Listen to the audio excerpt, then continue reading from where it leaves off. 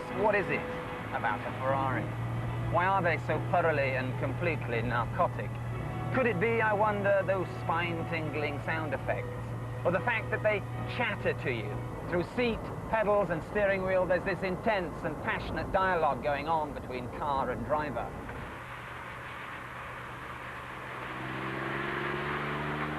Perhaps it's because they're so poised and accurate, attached to the road by a thin membrane of sensuality.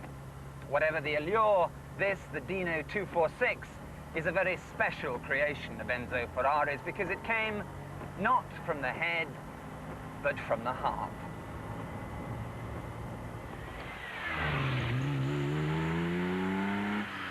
Because back in 1956, Enzo's son, Alfred Dino, died of a kidney disease.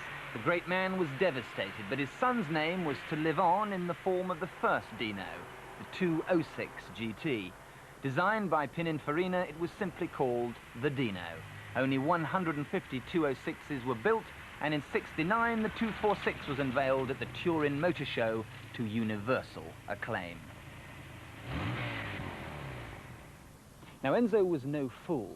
He knew that the Dino needed more than just beauty to sell, and by dropping a larger 2.4-litre engine in the car, it could now lock horns with the Porsche 911, the Dino's only real rival. And it worked. Superlatives for the baby Ferrari flowed like Chianti. Motor magazines said it was a car that could not be faulted in any area of importance, that it was perfection and gave car and driver a feeling of unsurpassed unity. And it was quick. The speedo needle could nudge 150 and it could scamper to 60 in 7 seconds. And all this with only half as many cylinders as a Ferrari should have.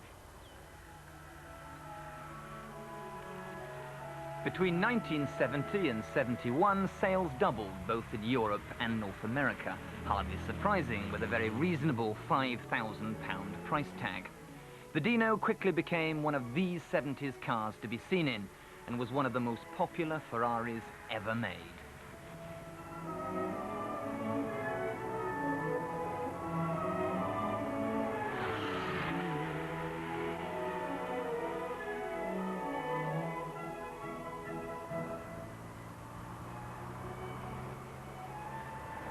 Yet the Dino, like all Ferraris, excites and infuriates in equal measure.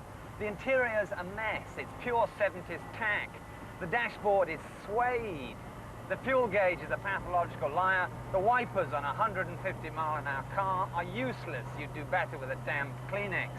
But in the final analysis, ultimately none of that matters, because you know you were driving something so pretty that it could stop a speeding train.